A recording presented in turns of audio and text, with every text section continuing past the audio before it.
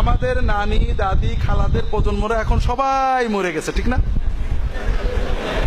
70-80 বছরে তারা যে সুখী জীবন যাপন করে, এটা আমাদের প্রজন্মের 40 বছরের মেয়ে ছেলেরাও করে না।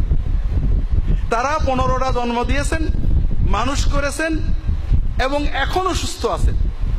তখনও সুস্থ ছিলেন, 7টা 5টা বাচ্চা পালন করেছেন, প্রতিবেশীর মেহমান আসলে তাদের বাড়িতে রান্না করে দিয়েছেন, 15টা মানুষ রান্না করেছেন, বাড়িতে মেহমান আসলে তৎক্ষণাৎ রান্না করেছেন এবং এখনো 50, 55, 60, 70 বছর বয়সে তারা সুস্থ আছে।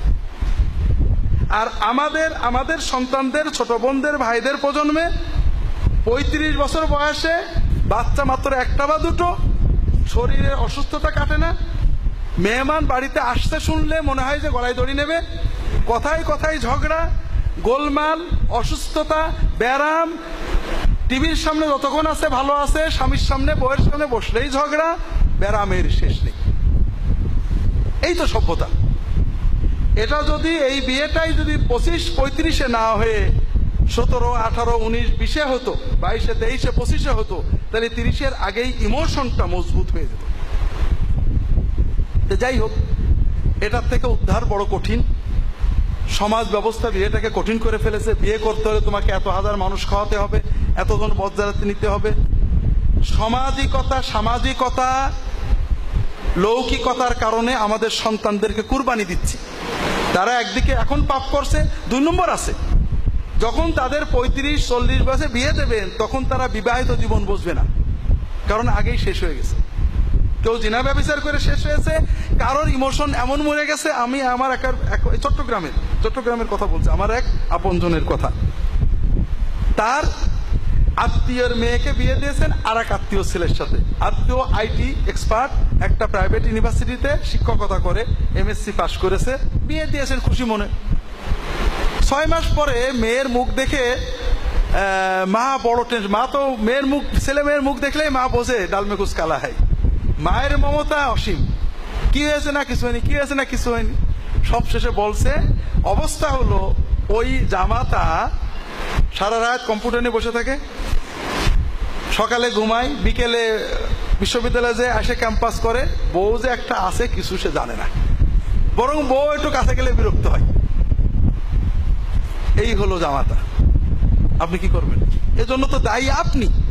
ওই যে ছেলেটাকেই যদি আপনি 25-এ বিবাহ দিতেন, এরকম হতো না, কারণ ওর বয়স ছিল ইমোশনের।